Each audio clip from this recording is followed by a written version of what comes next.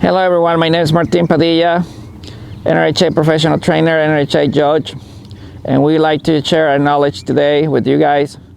We're going to be talking about some segments and training techniques, shot techniques, and some tips that will help you to show and improve your score. Today we're going to work and helping you to improve your spins. At the judge's standing point, you need to have three elements. You need to have a really good starter in the turnaround. You need to have a good cadence in the turnaround, and then you need to have a good stop and a good shut-off position in the turnaround. The way that we do it in the 4 different cues. The way that I do it here in our program is the 4 different cues. We start our horse with our hand. We start our horse with our lead. With you pressing and when you lead, that horse needs to start into the turn. Also, we start our horse by moving and rotating our body. We will guide our body a little bit in the position to get it into the spin, and the horse needs to understand and follow your body. As well, we started with opening your lead. So if you open your lead the direction you want to start, you most likely open the lead in this direction. That horse needs to look into the direction you open your lead and start your turn. So it's very important to have all those 4 elements to have a really consistent starter and you turn around.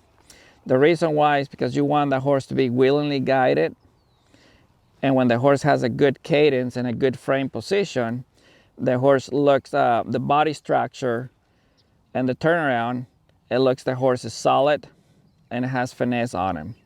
So remember, as the A general says, willingly guided with any power resistance, it has to be pleasant to watch, and correct needs to come first. So to be a correct, you have to have a really good body structure. As we talk about it, step number 1, we're going to make sure that horse is willingly guided with our rein. So when we move our hand to the side, we're always going to have like a little square box here that we call it a gearbox. That's going to put our hand in a neutral position. Every time I put my hand in that position, the horse needs to stay in neutral position. So we're going to go ahead and start with step number 1. You got to make sure that horse is listening to our hand.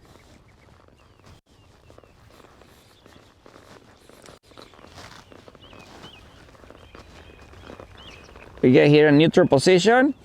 We're gonna move our hand to the side a little bit. No spur, no body, just hand. The horse needs to start the turn. Oh. In the Bailey basics, I check that out and make sure that my horse starts the turn off my hand. I'm not gonna open my lead, I'm not gonna move my body, I'm not gonna clock, I'm not gonna spur him. Very simple, just gonna make sure he listens to my hand separately from all them cues.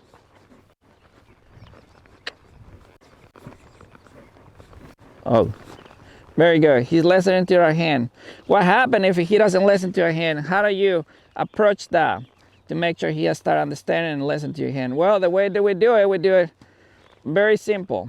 We will build his body structure. So if I move my hand and he misses the cue, let's say for example, I'm going to be very, very slow with my hand. I'm going to just barely move my hand, and he's feeling the rein, but he's very slow. So I'm going to take a hold in the frame.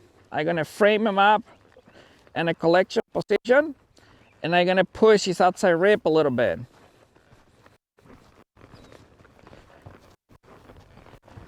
Once I feel like his body comes up and he moves his rib out of the way, I'm gonna go ahead and let him go.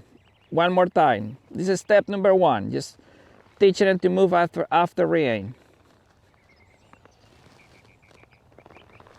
Collection position, push the rib, push the rib,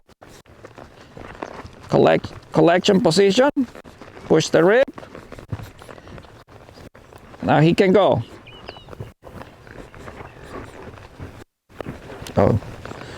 When his body comes to me and I be able to push the rib in the direction that I wanted to go, that's redirecting his body.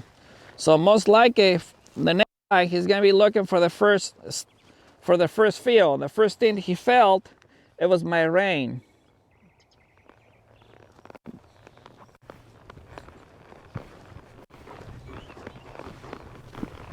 Oh, there you go.